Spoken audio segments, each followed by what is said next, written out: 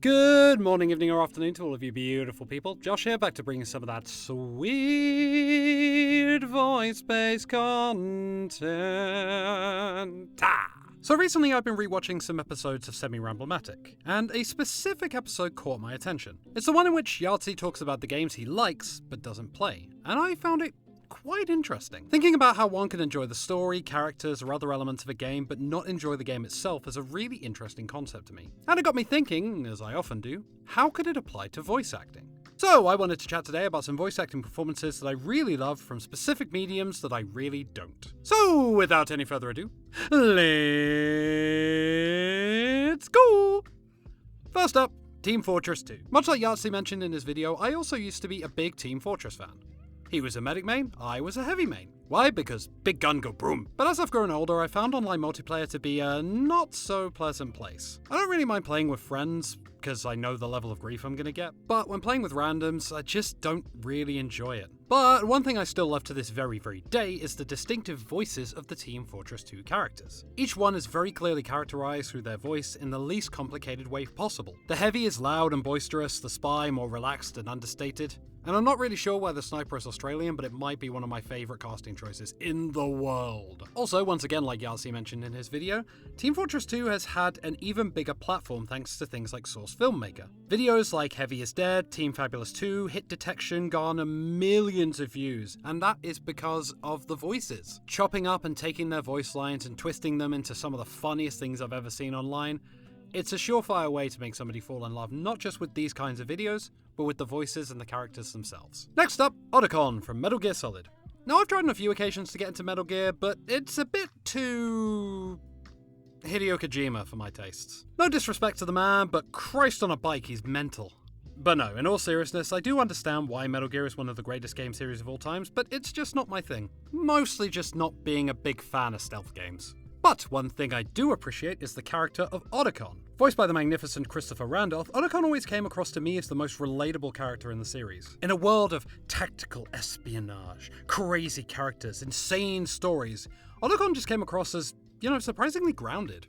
He's an awkward nerd turned genius who just wants to do his best to save the world. And the fact that even he can understand the weirdness that is the story of Solid Snake and his history is a testament to what a great character he is, and the fact that he just kind of accepts things and goes along with it. Plus he got somebody like Snake to agree to a ridiculous fucking handshake, and I just think that's brilliant. And finally we move on to possibly my most divisive opinion, Attack on Titan. This is the one that surprises people the most when I talk about it. I did not, do not, and don't think I ever will like Attack on Titan. I watched the first 5 episodes back in 2014 when I was in university and just could not get into it. Just wasn't clicking with me. Then in 2020, I gave it another shot when the world was falling apart, and I made it to 13 episodes. But it was forceful. I forced myself through 13 episodes. Look, I tried. I really tried, but I don't know what it is. Something about Attack on Titan just bores me. Levi's great, I enjoy the concept, but something just really didn't click for me. However, one thing that really did stick with me is how amazing the voice acting is in the show.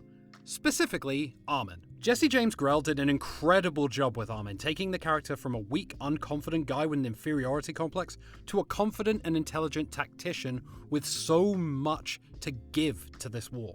Jesse played him so well that I believed in Armin more than any other character in that show. I really wanted to see him grow, improve, and become the master tactician he was destined to be. And my god, the screams.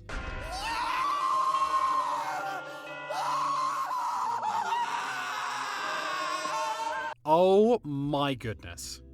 Fucking magnificent. And there we go. So that is a few examples of shows and mediums that I don't like, but I can still appreciate the voice acting for. Like I say, guys, not everything is going to be a cup of tea or glass of milk or whatever you drink, but we should find the positives in everything that we consume. As always, I'm going to pass the question over to you lovely folks. What is a piece of media that you don't like, but you enjoy something from? Be it the voice acting, the story, maybe a specific scene or a piece of music that really sticks with you. Let me know in the comments down below. As always, if you did enjoy this video, then do leave a like and subscribe to my channel for more of this beautiful voice-based content. Keep your eyes out for my next video. As always, I do upload every 2 weeks. But until next time, thank you all so much for watching. Whether you are a new subscriber to the channel, whether this is the first video you're seeing of mine, whether you've been here since the beginning, whether you've been here for like 6 months, whether you've been here for like 4 months, however long you've been here, thank you for watching. And above all else, I hope you soaring, incredible, magnificent souls all stay wonderful.